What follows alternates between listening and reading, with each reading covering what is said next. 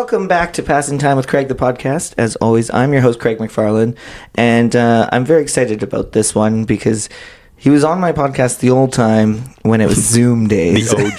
The OG. When it was Zoom and boring and, delay in conversation, which there might still be today. Maybe. Who knows? There's thinking time. There's thinking time. Exactly. But it is my friend, Ben Price. Hi, Craig. Hi. How are you? Good, how are you? I'm good. It's funny because everybody else who I've had on the show, I just say like their first name. Oh, I'm a full name person. But you're a full name person. Yeah, it happens. There's those people. Yeah. Yeah. My partner's like that. Yeah. This is actually funny. My mom texted me the other day and was like, I have a funny story. She called me immediately. She was talking to my grandma. And my grandma was like, can you ask Tori Dar this question? And I don't remember what question it was, but she said Tori Dar. And my mom was like, why are you saying Tori Dar? She's like, well, that's her name, isn't it? She was, well, yeah, it's Tori. Oh, I thought her name was Tori Dar, the full thing. I was like, come on, Grandma. But she's a full name person. We're both full name people. Yeah. Yeah. Yeah. I mean, we're like Cher. Yeah. Well, Cher's one name. Still a full name. Full name. But I think it is because you are, short name. Yeah, could be. Like mine's Craig McFarlane. People aren't no really one's going saying that. No one's like, that's Craig. Yeah. That's it. There's also not a lot of Craigs. Really? It's not as common as people think. Yeah, I would have thought there'd be more Craigs. I was actually at a wedding on Saturday, and I was the officiant and MC. No big deal. Okay, humble brag here. That was your way of tossing that in, just in case you have a wedding coming up. But Craig can MC and officiate. One of the servers was like, he's like, it's Craig, right? I'm like, yeah. He's like, my name's Craig too. So I knew I'd remember that. I was like, oh yeah, that's awesome. He's like, yeah, we're great. And he's like, there's not a lot of us. He's like, nope. He's like, it could be worse. We could be Gregs. I was like, oh yeah, so many Gregs. Fuck the Gregs. Well, you know, my actual name is not Ben. No, yeah, and it's not Benjamin. Yeah, it's Benton. Yeah, there's no Bentons around. Why Benton? It's actually quite a sad story. Oh. Do you want to hear it? It's a podcast. Now everyone wants to hear it. So when my mom and dad first got together, they had this family friends, and they had a young child, and his name was Benton. And they became really close with him. They weren't planning on having kids just yet. They weren't even married, actually, my parents. And they babysat him, and they played with him all the time, and they took him to baseball games, whatever, just family friends. He was quite a bit older than me, obviously, because they weren't married yet. And he grew up to be in theater, and he was quite different, and he got bullied, and he ended up committing suicide. He took his own life because he was not happy in this. I think he was also gay. And that time, that was not acceptable at all. So my parents were really hurt by this. They were upset that they had lost him. So when they had me, they named me after this kid that they had fallen in love with. Oh, that's really nice. And then I grew up to be theater kid and bullied and the same. Yeah. So maybe it's just a name. It's just the name. For those listening who are thinking, oh, Benton's don't name nice. your kid Benton because he will be bullied and he will, And don't name it Craig because he'll get bullied too. Well, damn it. Yeah. Just don't have kids. Just honestly, the way the world is right now. Just don't do it. Yeah, it's not. Don't bring someone into this. No. Yeah. No. But that's the story. Oh, well, there you go. So I'm proud of the name. Yeah. But it's not very theatrical. So as you've noticed, Ben Price is a good, memorable theatrical nice name. Little cut. Yeah. I forgot that audio. No one can see this, Greg. I forgot audio podcast. People can't see actions. Hosted a podcast much? This is exactly how I knew this podcast was going to go. Disaster. Off the rails. Off the rails. Okay, so for those who don't know you, which stupid people. Yeah, God. And those who don't bully you. Yes, yeah. They know me. You are a magician. I am. Yeah. Neat. End of conversation. Yeah. Cool. Moving what on. Else? Yeah, I'm a professional magician. Have been for the last... I realized this. Someone asked me on a ship, my last contract. They're like, how long have you been doing this? And I was like, for like 8 years? No. 12. Wow. Yeah. I never even thought about it. And then I was like, 8 years seems like a short amount of time. It's 12 years 12 now years. that I've been doing it professionally. Yeah, I mean, I love it. You know this. I know this. Yeah. I'm obsessed with magic. Yeah. I think you're a real wizard. I am. That's the secret. I've gotten to employ you a couple times. I don't know what's going on with my mic there. Oops. We're good. I don't know what happened there. I've got to employ you a couple times. Employ. I mean, I you get me work. That's get you work. Somebody else pays for it. Yeah, I guess. Either way, you book. You book me. Yeah, and because you're a fantastic magician, you've come to Bourne twice for the Halloween shows. Yeah, 3 times. 3 times. Oh my god. Yeah, the last year was the 3rd. Wow. Because there was 2 stand-up versions, and then this year we did the new thing with the close-up, which I loved. Yeah. Yeah. So yeah, you like close-up magic. I love close-up magic. It's so different, and I don't get to do it that often because where I work, people want to, 500, 600, 1,500 people want to be able to see. Right. And close-up magic is not for a group of 500 people. So I don't get to do it that often. So this year we were like, let's try something new. And we set up a little close-up table. We did 11 to 15 people at a time. It was awesome. We did 3 or 4 groups. Yeah, it was super fun. It was cool. Just more intimate. And yeah, I feel like going and seeing a large show is really cool and unique, but then it is seeing this close-up stuff that you're like, how the fuck is he doing this? I will also point out that when I do a normal show, it's not like cut people in half and, like doves out of my sleeves and stuff. It is still mind reading with single people. You've lost people. They want the doves. They want the doves. They do. But the close-up stuff, while it's the same stuff you might see on stage, just being 15 people, you feel more involved. Yeah. Whereas a group of 500 people, they watch me do this with one person in the crowd or 6 people up on stage. And they're like, that was cool. Yeah. He read their minds, but I'm not part of it. Yeah. And that's just kind of, I think, I would say, and you probably know this better. Take 2. You probably know this better, that it's like half the people want to be part of the trick and the other half are like, don't pick me. There's 2 types of people that come to a magic show. Those that want to see the magic show and be a part of it, and those people brought. Yeah. Yeah, that's it. And sometimes you turn those people who were +1s into magic lovers, and sometimes they leave hating it more than when they came. Yeah. And I'm fine with that. Yeah.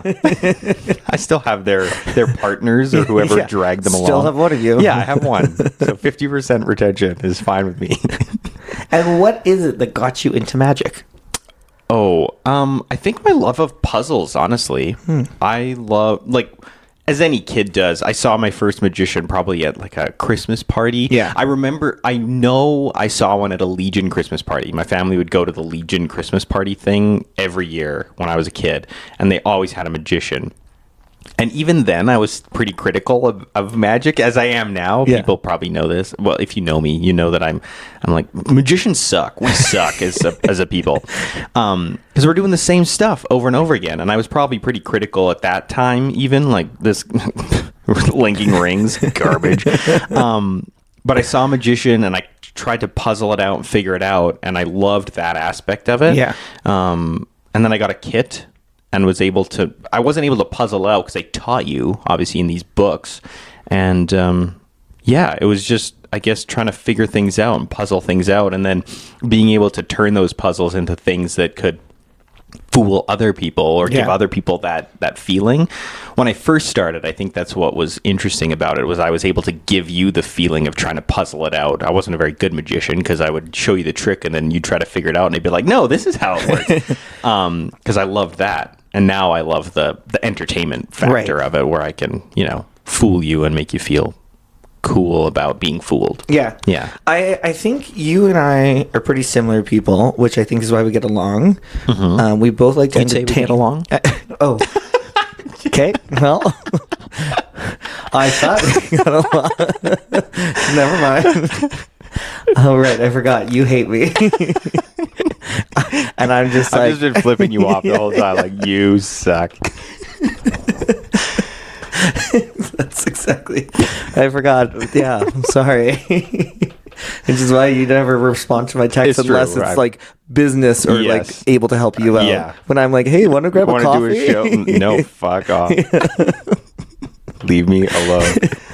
Well, what I was gonna say is we're similar because we enjoy entertaining people and like bringing joy to them. Yes. But you and I, like when I'm Trivia Daddy, there's nothing like better than I make fun of myself first, and then I can make fun of other people. Right. And that's so much fun to just make people feel stupid. So much fun. I love that. I get this a lot, and it's not that I try to be, but I'm a very sassy performer. Yeah. I have this persona.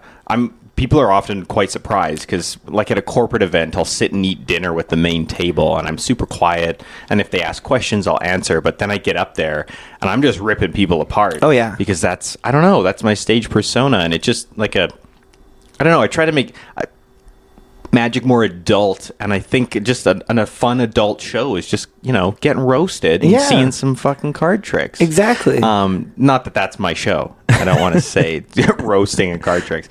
But yeah, I love that. And I don't make fun of myself first. It's mostly the crowd that gets the brunt of the jokes. But I get bullied a lot, so that's why I make fun of myself first. Yeah, well, because then it takes away their power. I think this is why we because we got bullied. We have all these things in our brain. We're like, well, I can use that. Yeah, turned into bullies ourselves, I guess. Yeah, but because if we had said these things to the bullies, we would have gotten our pummeled. Ass kicked. Yeah, 100%, 100%. We're not the Chris Pratts of the world. There are still moments where I'm like, okay, I'm in trouble. I've said something. I've gone too far. My sister was with me once at an event because it was in Lethbridge where I was born and raised. And so my sister was there filming for me. It was like the great opportunity. You can come along and just film. And it was for a casino. And they had all like the pit bosses who are giant people. Yeah. And there was this woman who was in like high heels. She had the highest heels on. She was so buff, like just fit as heck. And she was talking the whole show. Like she was drunk. It was a Christmas party.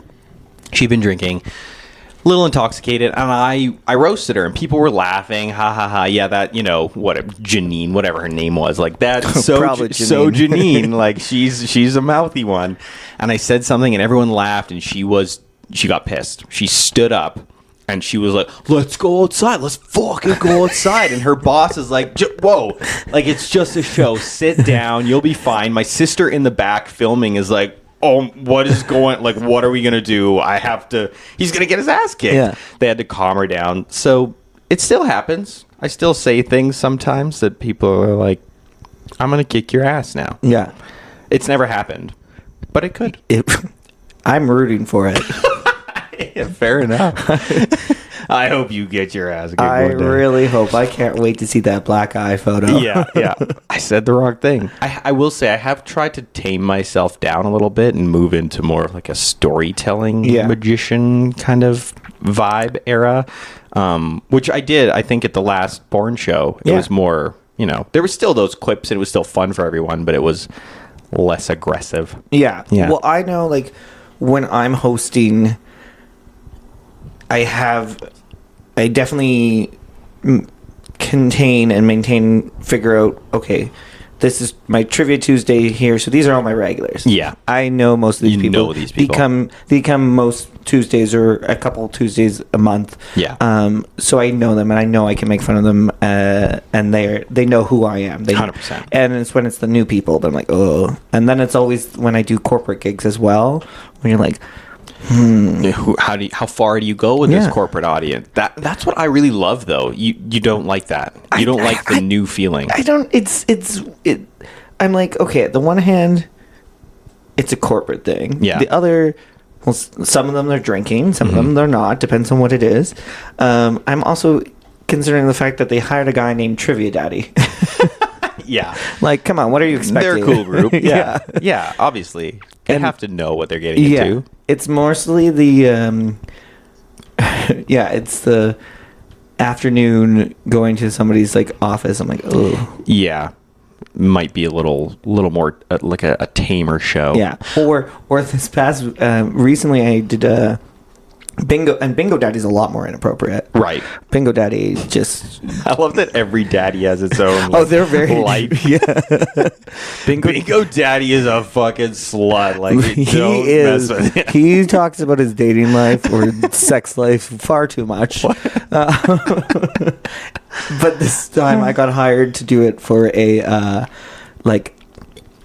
hockey fundraiser for like kid hockey fundraiser. But it was just the parents. Oh, okay. But I still was in the mentality that I'm like, these are a bunch of hockey parents in Alberta. Yeah. Yeah. Are they gonna appreciate my when I call I-16, I say I-16 as I told Kevin Spacey. Did they like that? I didn't do that one. Oh, okay. But Didn't try. I did my God, I did my B14 R. Kelly's mantra. Oh, you didn't then? Did they like that one? Some of them got it, some of them didn't. They were like, haha. Yeah. I don't get it. Yeah. And then it's funny because I always say, like, you call me Craig or Bingo Daddy or just Daddy. Mm-hmm. And there's some people that, like, love saying Daddy. Yeah. And there was definitely some hockey dads who could be like, come on, Craig. I was like, yeah, no one shouts out Craig. This is weird. Yeah, I'm not acknowledging you until you say it right. Yeah. Like, you haven't won bingo. You might have the line, but you're not getting the prize until you say Daddy. Daddy. And they wouldn't. No. They would die on that hill. And then there's a few of them that just like, I'm saying Daddy. This is fun. Oh, it's good. What a good time. I also like wore like a Stampede wrestling shirt and a plaid shirt, and I was like, Alberta. I'm straight. Sleeves are cut off. It's tied in, above the stomach.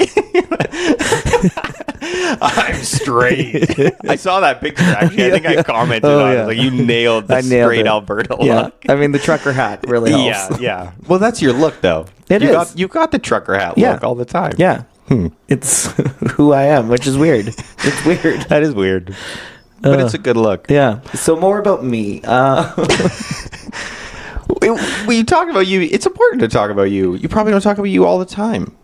This is the time to talk about yourself. My family would say otherwise. We were talking about you because we were saying how different we were in terms of our love of the audience. Yes. Because I love a new audience. I thrive on that because I want to get to know. I love the challenge of having to get to know them within the first 5 minutes of the show, to be able to give them a good rest of the 50 minutes. I love that. Oh yeah. And because you must have this go-to tricks and jokes. Be like, okay, this will be able to tell me who these people are. Yeah. The nice thing about my show is, yours is kind of always different because you've got different trivia questions and whatnot and all these things and different jokes you have to come up with. My show is not always, unless I write a new show, but that's just rehearsal and practice. For the most part, my show is always the same. I know that I'm going to start with this trick. This trick comes second. I have the set list in my case because I'll forget. I don't pay attention to those things because I can pick up the trick and do it without thinking. And that's what gives me the freedom to kind of play with the crowd. So knowing my material really well is important so I can react to things that are happening in the moment with a new crowd. Right. That's what I like. Just getting to know my material well enough that I can focus on what's actually going to give them the best show. Because you can do, someone can stand up there and do these tricks, but if they can't interact with the crowd in a fun and entertaining way in that style of show, it's not worth seeing. No, it's definitely not. I think you could be a super talented magician, but if you don't have the stage presence. Well, and that's the thing with social media now. Social media magicians, you can do some cool finger flicking stuff and cardistry and all this really cool visual stuff, but they can't stand in front of even one person and do a trick. One, because it's angle sensitive. You have to be facing them as a camera would be.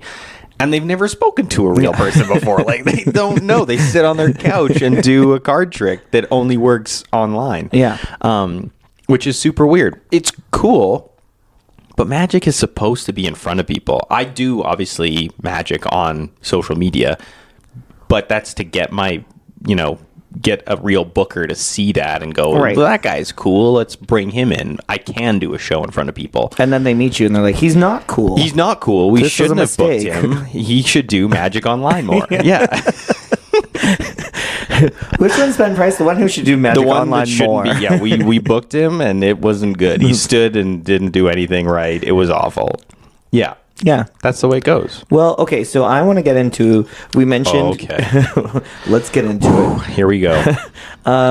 We mentioned earlier, Yeah. cruise ships. Yeah. This has been really cool. It's been so cool. You get to go on cruise ships and perform magic. It's a wild thing to think about. Like, I still, every time I get on a ship and I get to the theater and go to do my tech, I'm like, this is my job. It's so cool. Yeah, so I think I'm going into my third year now. I have an agent. Like, luckily over COVID, I was doing these online shows with a company in San Francisco. I won't go into all that. It's a really deep thing. But I met this other host who was doing these shows because he wasn't doing cruise ships. He's an agent. His name's Gary. Super nice guy. I love Gary. Gets me a lot of work. But he books for cruise ships. And he's like, I saw your reel. It'd be really cool if when cruise ships come back, we can send you out. Sure enough, they did. Yeah. He sent me out to my first cruise ship. It was awesome. I was so sick. So seasick. Like it was... I was crying in bed on the phone with my mom and Tori, and I was like, I can't do this. I'm throwing up. I couldn't even stand up. Wow. Got over that, luckily. And yeah, now I've been, just last year, I was in 19 different countries. Wow. And that's because I do card tricks, which is so weird. It's just so weird. But it's an awesome gig. They pay for everything. They get you there. They get you home. For the most part, they put you up in a really nice accommodation. When you're on the ship, you eat for free.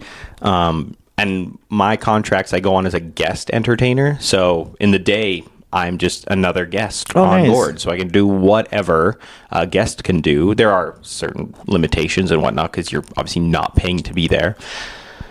But yeah, it's amazing. And then at night, you do a little show. That's so cool. Yeah. And people are enjoying it, clearly.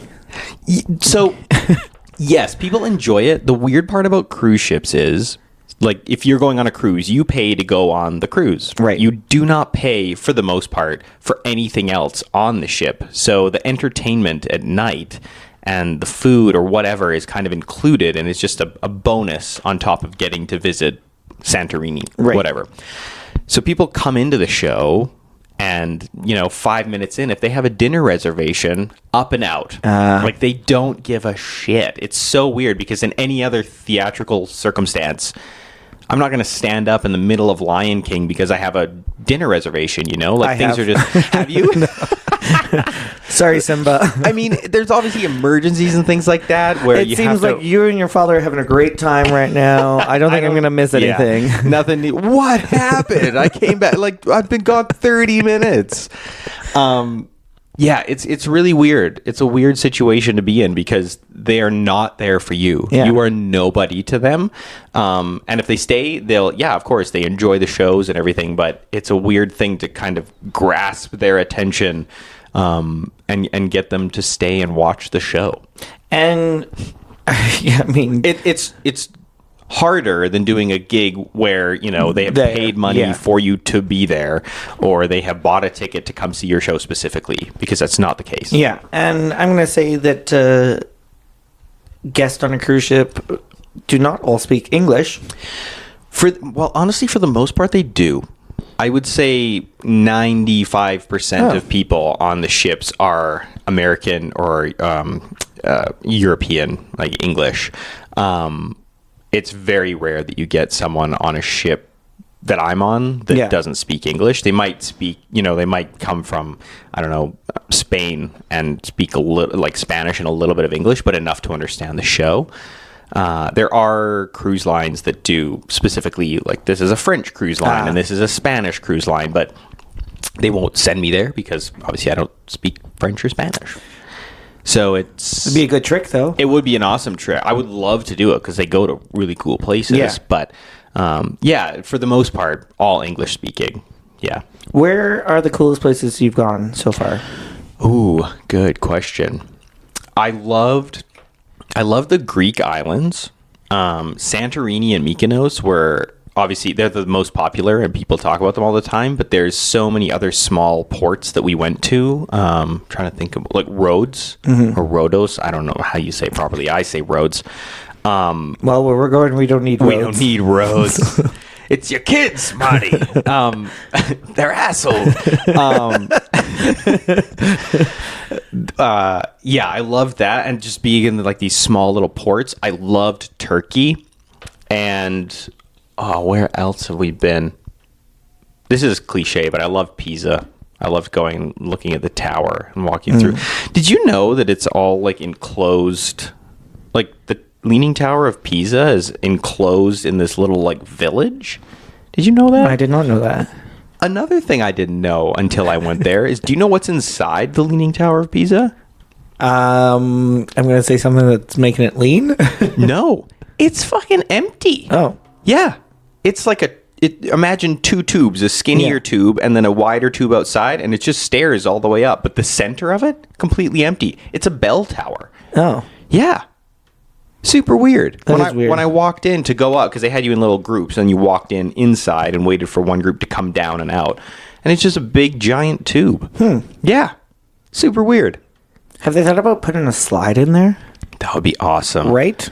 It would be. So this would be hard because you walk up it. I don't think there's an elevator. I don't think it's accessible, and that's just because it's so old, like they can't put it in. But when you walking up one way is really easy because obviously it's leaning that way, and then walking up, still going up the other way, it's quite hard because now you're like it's leaning in a weird way.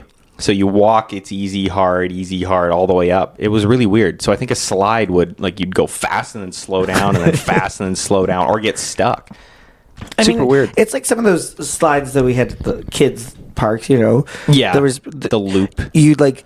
Yeah, this could be super fast, and then actually it's like often really slow. Yeah, those slides suck. And you're like, and then okay, I'm coming down. No, not yet. No, don't. I'm stuck here. I'm like you're pulling yourself with your legs down, or they were just made of metal and blazing hot, and you'd burn yourself. They also seemed really big as a kid, which makes sense. But now when I take my nieces and nephews to the park, I'm like, I can touch the top of the ladder, whereas before I was like, I don't know if I can go up there. Yeah. Agreed. They don't make it for adults. They do not. They should. They really should. They really should. They really should. Although I don't know, because I've gone to like some of these places with my nieces and nephews, like the trampoline park. Yeah. Oh my God, I was exhausted. Yeah, I've been to a trampoline park once, and I had a friend who was jumping, and they got double bounced, and I watched them like accordion down. I was like, no, this isn't for us. No. The children can have this. I'll watch from this. Well, I'm not. That sounds creepy. I'm not going to watch. I don't have kids. I don't have anyone. I don't know anyone who has kids. So I'm just not going to go, you know? It's not for me. Yeah. You know what? Double bounce was one of the biggest fears I had growing up. My sister was double bounced and like lost her breath, like was winded and maybe like broke ribs, snapped ribs. It's insane. Don't go on a trampoline. They're dangerous. Let professionals do that. Cirque du Soleil or bust. No one else. So I want to segue. You're doing magic on a trampoline now. I'll figure out something to do on it. I'll do like cups and balls. I'll have a table and people jumping around me, and I'll try to do like cups and balls on a trampoline. Well, I've seen you that'd be cool. Swallow fire. Yes, I do like fire eating. Trampoline would be. Yeah, that seems safe and totally not deadly at all. Yeah. I'll try it. I would appreciate it. Yeah, I'll film it. Yeah. One time. That's it. And then he died. And that's how he died. Yeah. I don't want to say that I have money riding on this, but I win $100 if he chokes on that fireball and dies. Was it nerve-wracking the first time you were going to eat fire? Oh my God, yes. I will say, I think if more people knew honestly how easy it was once you get the hang of it, more people would do it. It's really weird. Like just in general? Just in general, because it's a really cool thing to watch. And it's a cool thing to be able to do, like just to bust out, you know, like if you're at a party and I always have the torches and a little bit of gas with me. It's super weird. Here it is. But yeah, I always have like something in the car and people are like, can you do something? I'm like, well, I can swallow fire. So you do it. but it's actually really easy to do. And fire eaters are probably like, don't tell people that, it's very dangerous. And of course, yes, it's dangerous, but that's a lot of things. People learn, how to fly a plane. It's super dangerous, but people learn how to do it properly and they're fine. That's like fire eating. Yeah. Super easy. Just do it safely, learn how to do it properly, and it's a really cool thing. But yeah, I was scared shitless the first time. Yeah. Yeah. I remember watching you do it, and I was like, no. Yeah. I mean, you do burn yourself. It's fire. It's hot. You do burn yourself, but you kind of learn to deal with that. The one thing you cannot do if you're going to perform it in front of people, friends, a different story. But if you burn yourself while performing, don't make it seem like you've burnt yourself. That's the hardest thing to learn, because I don't want to make people uncomfortable. Right. I don't want them to feel like, they're watching someone get hurt. That's not cool. So yeah, you burn yourself on stage a little bit. You've kind of just got to power through and finish your routine if you're not done, or make it seem like a natural ending and you can come to a close. But that was one of the hardest things to learn, to like, if I burn myself, don't jerk and don't make it uncomfortable for the people watching. So how do you deal or recover when a trick goes awry? Not necessarily like something dangerous like fire, but maybe just maybe shredding someone's $100 bill. Would that be? Yes. Yeah. So my last contract I was on the Virgin Scarlet Lady. We were coming out of Miami, so it was Caribbean. And I do a trick. You actually seen this trick. It was in my very first show I did at Bourne. It was with a shredder. Right. And I have 5 envelopes, and someone puts a bill in. I ask for a big bill because I make the joke, bigger the bill, better the trick. And it is funnier because when you start to shred these envelopes that have a bill inside one of them, they panic. They're like, oh God, that's going to be my bill. And supposed to, open up the last envelope that's left, and inside is their signed bill. It gets loaded inside. We mix them up. We start shredding these envelopes. And the second envelope I shred, I'm like, that's the bill. I shredded this guy's $100 bill. And in that instance, there is nothing you can do. It's really weird to be a magician and mess something up, because if you're a musician, you hit a wrong note, you just kind of carry on. Yeah. And you haven't, wasted everybody's time. But as a magician, there's all this setup to do for a trick. I've explained what we're going to do. We've done all this loading of the envelopes. Then we get to the part where magic's supposed to happen, and nothing happens. If you're a magician on stage and you mess up, you're a guy who's standing there for 5 minutes and nothing has happened. Musician, you can still finish the song. Depends on the trick. You screw up a trick like that, I was just like, you know what, Mike? See me after the show. Other times you can mess things up and no one knows. Yeah. Because they don't know what the outcome's supposed to be. In this instance with the envelopes, everyone knows what the outcome's supposed to be. But if you select a card and I mess up trying to find it, you don't know that I was supposed to find it that time. So I move on and do something else and find your card in another way, or anything else. Make a joke about it, make it funny. But sometimes you can recover and move on. Yeah. Sometimes you cannot, and you slip $100 under that guy's door the next day. I've done that, but for different reasons. For services? For services rendered. That's good. Yeah, well, I didn't say I didn't do that. I shredded his bill. He was mad. Yeah. I had to, instant gratification. Then you get your money back later. Yeah. So there's different ways to deal with mistakes, but that one, there was nothing I could do aside from move on. Well, and it's so funny. Just move on. Mm-hmm. It's funny because when I've seen your shows multiple times now, there's been moments, and like sometimes I'm like, I don't know if he meant to, because then all of a sudden things come back and you're like, yes. Oh wait, he didn't. And so then when you do other things, I'm like, maybe just, and you don't know. You don't know. I always build that in. There's nothing funnier to me, and maybe it's just for me, I don't know if anyone else enjoys this. Nothing funnier to me than a magician screwing up. I love it. Yeah. But then when at the end of the show, say, it comes back and you're like, oh, they didn't mess up. Like, that was all part of it. Because now I've messed with you in 2 different ways. Right. Like, I've tricked you with the trick. you also thought I've messed up and then I didn't, and I come back and save it. It's really cool. And it's a classic plot. It's like magician in trouble plot, but I always build that into the show because I love people thinking you've made a mistake and then being able to like rip their socks off with a solid ending like that. Right.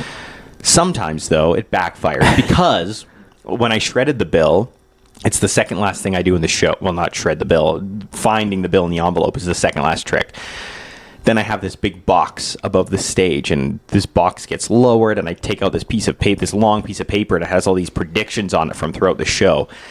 And when we got to the end of this particular show where I shredded the bill, I could hear people whispering, "Oh, the bill's going to be in the box. The box has the bill in it." I was like, it is not. Like, just lower your expectations now. I didn't say any of this, obviously. I'm just like, they're going to be disappointed because it's not in there. Yeah. So yeah, sometimes the messing things up on purpose gets me into more trouble than it actually provides a solid ending, but still going to do it. Yeah. Yeah. It is what it is. Why not? Yeah. Why not? There's also another type of person that we haven't talked about that comes to your shows that wants to they love it, they love magic, but they want to know how it works. Because I just was thinking about last year's Bourne Halloween show, and one of my coworkers and friends, Johan, kept coming back to watch the show because he was so fascinated by it. Yeah. But he was also like trying to figure out. Well, and that's the thing too. Him actually coming back to watch it more and more probably messed him up a little more. Yeah. Because things change. Yeah. Where you see it the first time and go, okay, I'm going to watch it a second time. And if that's the same, I know how it works. Yeah. But then these things change, and it probably messed him up, probably threw him for a loop, because now you have to think about how did it change, but still get it right. Where in my head, those things don't change. They are the exact same. It's just, someone thought of something different, which means nothing to people listening to this podcast. But it's weird, the people that kind of want to know and how disappointed they are. Because I'll tell you. If you want to know how something works, I'll tell you. Yeah. But you're going to be disappointed. Yeah. and they usually are. I'm like, honestly, you got to tell me right now, because once you know, you cannot unknow it. Yeah. You cannot go back on that. So if you want to know, just ask. And that's just it. He's like, because there was things that were slightly different answers. Yes. And then he was like, I can't say thing. Tori Dar. Yeah. Tori Dar was doing some. She was filming for you. Yeah. And he was like, I was like, how is she like? She's not able to tell like anything because the people are. I'm also witnessing. I was watching the show. Yeah. And they're writing right beside them. Yes. Yeah. Like, and the other thing I always tell people is I do this exact stuff or this exact show on a ship when Tori Dar has to work. Yeah. Like, she doesn't come with me every gig. Like, I'm just happy to have her here now so she can film. Like, that's how I get footage, friends coming to film.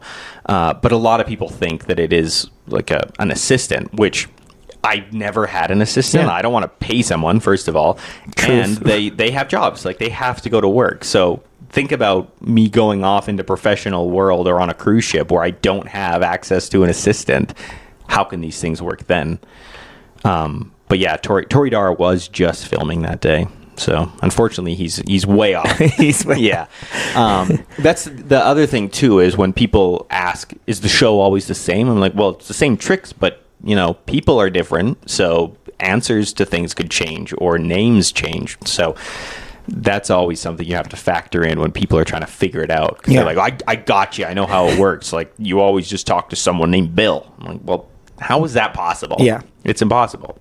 Yeah. But Johan, I don't know if he figured anything out. He probably didn't. He's stupid. Oh, God. What an idiot. God, what an idiot. I think he said I remember him saying he figured one thing out. I can't remember what it was. Might have been a coin trick or something. Oh, yeah. No, he was telling, and I was like, no, like, because I was like, no, I don't think. He was like, no. I was like, no, this is what happened. And he's like, no, this is what happened. But who knows? Maybe it's like that Berenstein Bears, Berenstein or Bert. Yeah, I don't know. The Mandela effect thing. I know what you mean. Yeah, yeah. And the other thing is, there's more than one way to skin a cat. Like, that's. Are you telling us what your next show is? You might. Yeah, more than one way to skin a cat. That's it. It's just me skinning cats. yes, that might be a method. You might do it that way, but did I do it that way? Maybe, maybe not. Yeah. That's the thing. There's so many ways to do magic tricks. There's only 5 tricks out there. You can vanish something, make something reappear, move something across the table invisibly. I don't know the other 2 because I don't do them. But there's only so many tricks out there, but a million different ways to accomplish those things. So that he also has to contend with, or the people trying to puzzle it out. Yes. So if people want to become magicians, no matter their age, which is what's great about it, it's something you can take up any age, anytime. I mean, we're in a great age right now with online. Yes. You can just, there's so much you can do online. Great and detrimental at the same time. Yes. But, yeah, so much you can do online. I will say, I always recommend and love books. So a lot of people say this is a negative, but when you're reading a book, a magic book specifically, not any other books, they describe to you the moves. So if you're learning like a card trick or a coin trick, they will say, well, you're going to do this with the cards, and they'll describe the move. And when you read that, you kind of have to just invent it yourself, because you can it'll describe it as best it can, but there's no way for them to tell you how to move your hands or cover things up in a way that works best for you. So you kind of learn on your own with the guidance of this text, if that makes sense. Right. So I always recommend learning from books, whereas if you watch a clip, you try to emulate or copy exactly what they're doing, and that won't work for you. So you'll get frustrated with it and go, well, this trick's dumb, I can't do it. You just can't do it like they're doing it. Right.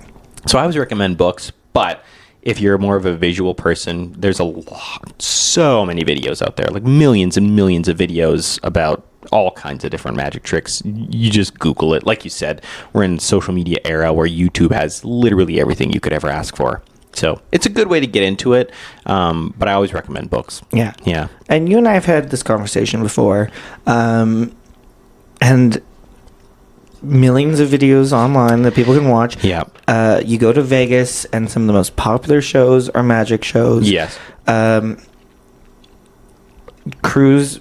You're not the only magician on cruise ships. Correct. Why is it not just a normal night out here in Calgary? It's a great question. I don't know. Like, I've tried to, obviously, because you tried to help me. It's not an easy sell. Like, it's a hard sell to get people to come out to a magic show in Calgary.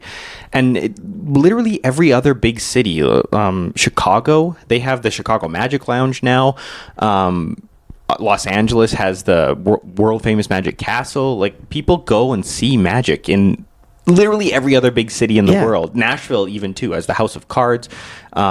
Philadelphia has Liberty Magic. It's weird to me that it's such a hard sell in Calgary to get people to come out to see a magic show, and I don't know why it is. I don't know what it is. Yeah. If it's just, I don't know. Yeah. Because there were people, I remember talking to one couple at the last Born Halloween show. They've come every single year. Every single year. Well, so here's the weird and they part. don't know us. They don't. Well, they knew me from like a walk around gig that I'd had. Or maybe it's a different couple. Do you remember how they were dressed? Was it Were they in neon? Yes. Yes. Okay. Yeah. So I did a walk around gig at that brewery you used to work at in Inglewood. Oh, Revival. Yeah. I did a walk around gig there when they released their new dark ale, whatever it was. And I did a trick for them, just one. And it was a card trick where they signed a card, each signed a different card, and then I fused them together and we found them in the deck. It was like we love each other kind of thing. And they kept it as a souvenir. She had the card. She was like, I carry this around in my wallet. And that's why we've come to the Born show, because we saw you. I didn't remember them from the Revival thing. But that's why they came to the Born shows, because they saw me there, like, I don't know, 5 years ago. Yeah. But yeah, they come out every time. Yeah. And they love it. I assume they've come every time. And they said that they love the shows. But yeah, it seems like we get a lot of repeat people at the shows. And not new people. And again, I don't know why. Magic is so fun. It's so much fun. And like, I think about when I've, been at my sister's house and we're watching America's Got Talent, and there's magicians. And every time. We're just, my sister, brother-in-law, and my niece and nephew are all like, love this. Yeah. Like, we do love it. And yeah. and they go to Vegas, they see stuff. I think it's also like when you picture a magician now, if you walk up to someone and go, picture a magician, describe to me what you're thinking. Old white man with top hat and tails. I literally had a top hat. Exactly. Yeah. You think of top hat, you think of a rabbit, you think of dove, you think of old white guy. I'm old and white, but I'm not. I don't have rabbits. I don't have a top hat. Yeah. Like, it's fresh and new. Magic is coming back and being revitalized, and it's different. So if you're not coming to a magic show in Calgary because you're like, I don't want to see doves flying out of this guy's sleeves, try it again. Just try it. And if it's not for you, fine, but at least you tried. Because it's different and new, and a lot of magicians now are trying to be fresh and new. Even old magicians like Penn and Teller. I love Penn and Teller because I'm into magic, but they're always like something fresh and new. Yeah. They're always revitalizing their show, and yeah, it's a classic Vegas stage show, but every other magician that I know that's working professionally is always updating and doing new things and steering away from that classic cliche. It's just fun, and there's, I just think it's something different to do, and again, the whole reason behind Has Some Time with Craig, the podcast, is to showcase all the wonderful people we have in this city. Yeah. And you can, it doesn't have to always just be going out to musical performance, but drag performances, theater, magicians, We talked about having a drag story time or something at the Bourne show last year. It didn't work out. The timing didn't work out, or whatever it was. But having this different kind of variety. But I think drag is lucky that people love drag. Yeah. So those shows get frequented, but it's like variety shows. Music here in Calgary is huge. Yeah. And that's about it. I was gonna say, what else is there that's big in Calgary? It's nothing. It's music, but. King, and it's also venues are really, it's a hard sell to be like, I'm a magician. No. Yeah. It's a hard sell to get them to host you even. So I'm thankful to you and to Bourne and all these other places that have hosted me in the past, just for trying something new, because venues in Calgary don't even want to try. Yeah. We have this and this and we're good with that. Just try something new. Just try something new. Yeah. That's what I'm trying to do this year. Just trying to figure out different events. I love doing trivia and Name That Tune and bingo, but let's do different things. Yeah. Get people out for different things and reasoning, and showcase some awesome, talented people in the city. I agree. Could not agree more. Because there's so many cool people here. There are. Yeah. There's a lot of stupid people. A lot of stupid people. We're in Alberta. Yeah. So that's, Goes without saying. Yikes. Yeah. But yeah. They're not invited to the events, by the way. They're not. Stay away. Yeah, we don't want you. No. But yeah, so hopefully we can get some more stuff for you this year. I mean, you're busy on cruises. I am. I've got a really busy schedule, and we're going on holiday in August or July or something I don't remember. I just go along when I'm told. But I have June and July booked off. I booked it off because I've gone now from... I had a little bit of time in December off, but from last year in June... Yeah. I'm going right around to the beginning of June this year. I was like, I need a break. And it's not that when I'm there, it's go. It's just that travel back and forth everywhere. I'm in different time zones, and my sleep schedule's so off. I'm just I just want to stay in one place for a while.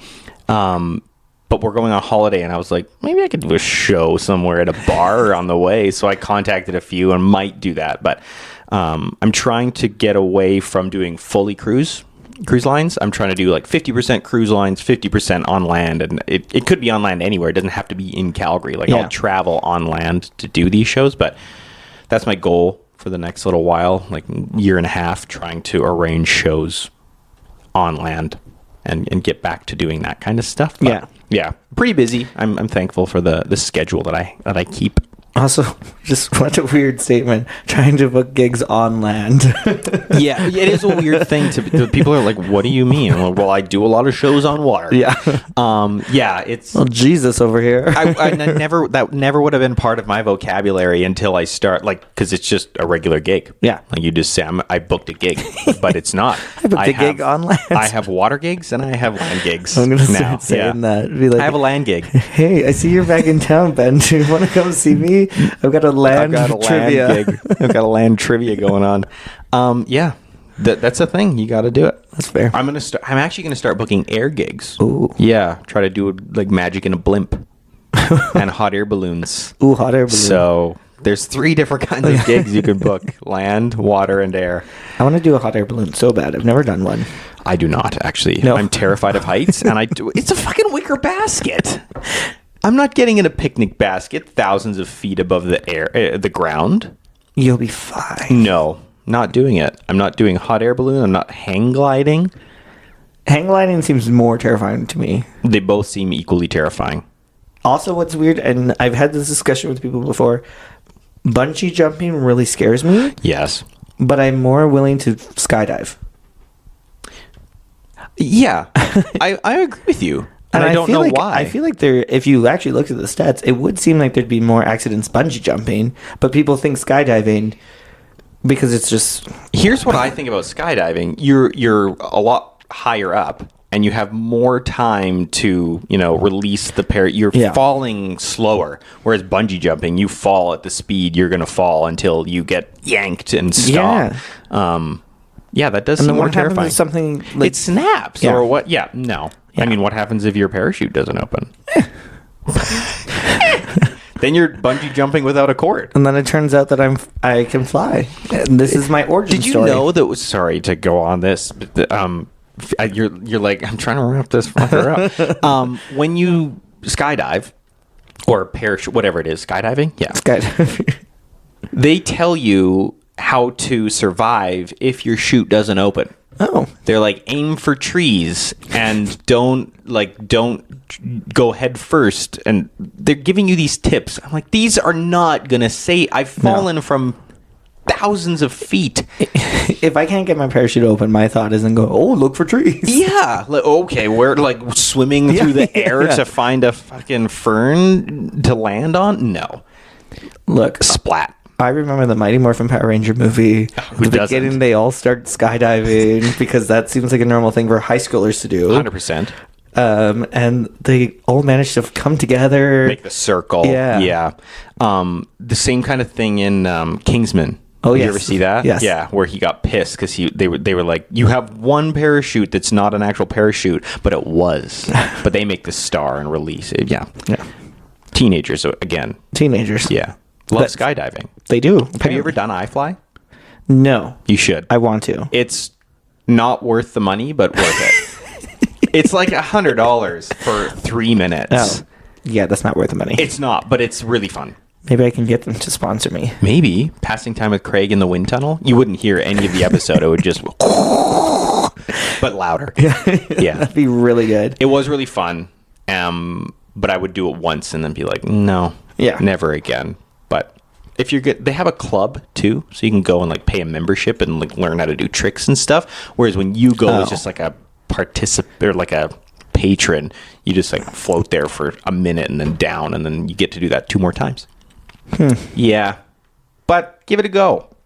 I was gonna say, I wish I could come up with a stupid business model that could make me money, and then I realized, I ask trivia questions, I get to say stupid things on a microphone. Yeah, you can't talk. Neither of us could be like, "What a stupid job!" Me flicking cards, showing them to people. You asking people questions that you have the answers to already. Yeah. I know. People think I'm really smart. I'm not. I just have them written down. Yeah. I googled this. I can Google it. Yeah. As we start to wrap up, I'd like to ask this to finish with people. Sure. What's awesome? What's awesome? Yeah. Oh, good question. Thank you. Can you? But before I answer, you've done other interviews this week. What have other people said? People have said everything from a local restaurant. Mm-hmm. They've said TV shows. They've said good people. Okay, I have an answer. And it's only because it was the first thing that popped into my head when you said what's awesome. Sloths. I don't know what it is, but I could watch a sloth for hours just moving along, doing its sloth thing. And they have the cutest little face. They're just so innocent. Okay. Sorry. That's what Kevin said. Who's Kevin? Anxiety, the drag queen. Sloths as well. I said, what's awesome? And he was like, sloths. The first thing they said was sloths. Is this a magic trick then? Wild. Okay, well, so I should change my answer. I should go with number 2. Well, what's number 2 then? Both of mine were animals. I was like, if I had to pick another, when you said someone else said sloths, I was going to say kangaroos. Oh, okay. I just love, you know what? Blanket statement, animals are awesome. Animals are awesome. I love animals. Doesn't matter what it is, honestly, but some of my favorite. See, now I'm like, fucking red pandas are awesome. Red pandas are awesome. Yeah. I love penguins. Oh, I love penguins. Every time I'm at the zoo, I want to just like steal cuddle one. a penguin. Yeah. I tried when I got back. I flew in on Sunday and got home at a decent time. And the next morning, I was going to take Tori Dar to the Penguin March at the zoo, but it was too warm, so we didn't get to go. But that's one of my favorite things to do is the penguin walk. But if you know, animals are awesome. Show me an animal and I'm happy. Have you seen the polar bears yet? I have not. I haven't been to the zoo since we had them. I know. But I'm never here. I want to go. I just was trying to avoid the crowds, but what's also good is that I'm not a Monday to Friday 9 to 5 person. You can go when it's slow. Hopefully. Yeah, that's the nice part about being unemployed for the most part. Is I can go whenever I want. Or have stupid conversations on a microphone with a friend. Yeah, well, this is work. This is work. Yeah, it is work. Friend, interesting. Oh, right, sorry. He fucking roasted you about it. One-sided friendship. Yeah. What? Yeah. Animals. Animals are awesome. Yeah. That's a good answer. Thanks.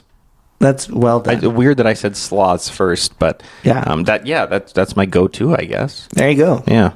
Well, thank you, Ben Price, for being here. Thank you, Craig, for having me. It's Ben Price Magic on Instagram. It's Ben Price Magic on literally every platform, and you like benpricemagic.com. Yeah. Yeah. You'll find me. Yeah, so people can keep up to date with where you're at, what you're doing. They can. When you have try some to keep the website updated with like upcoming shows. It's just kind of useless to be like upcoming shows. I'm on this ship for a month because you can't come and see that. But I do try to keep it updated, and my Instagram is always the most current, probably. TikTok and Facebook, not so much, but I try. Yeah. Yeah. Well, that's awesome. Ben Price Magic, check him out, and try to, if you are a venue in Calgary, or even like a corporate thing, a Christmas party, staff appreciation, holiday, whatever it is, I perform for all of those. Yeah. Maybe someday we'll get to do a joint corporate Christmas party. Trivia and magic. Oh. Yes. You could be the first. I'm talking to you, looking at the mic, because it's the person listening. Yeah. That's who I'm talking to. You. If that is your real name. And it starts coming out of their phone. Yeah, finger. That's it. Magic. So you could be the first. Trivia Daddy Magic. Trivia Daddy Magic. Yeah.